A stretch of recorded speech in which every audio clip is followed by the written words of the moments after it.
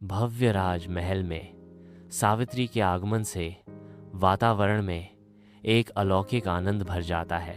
राजा अश्वपति और रानी अपने नवजात शिशु को देखते हैं। उनके दिल प्यार और उम्मीद से भरे हुए हैं। स्वर्ग से सुनहरी रोशनी उतरती है, एक शुभ संकेत जो सावित्री के जन्म को दिव्य कृपा से सुशोभित करता है।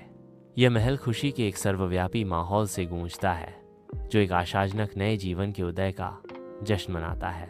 जंगल के हृदय में एक संयोग से सावित्री, एक उज्जवल सुंदरता की राजकुमारी, और सत्यवान, एक साधारण आकर्षण के युवक के बीच चिंगारी उठती है।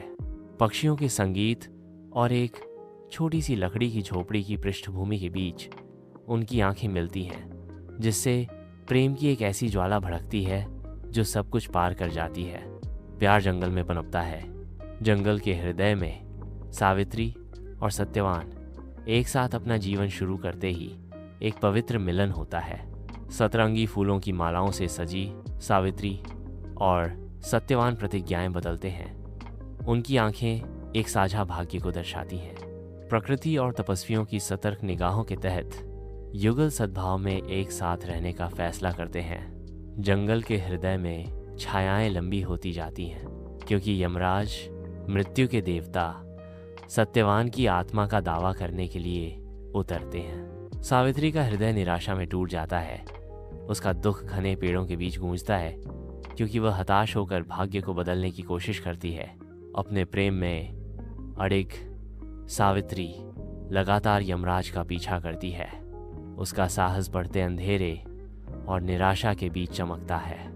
जैसे ही अंधेरा जंगल को घेर लेता है, गहरा दुख और भय का वातावरण हवा में व्याप्त हो जाता है, जो आसन्न अंत का संकेत देता है।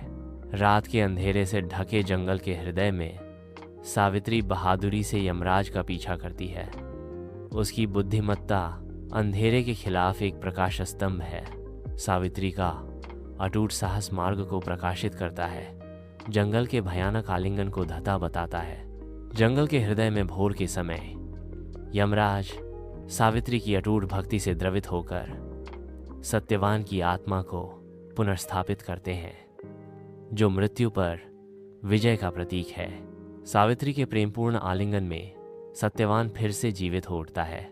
उनके चारों ओर का जंगल आशा और नवीनीकरण की दिव्य रोशनी से नहाया हुआ है।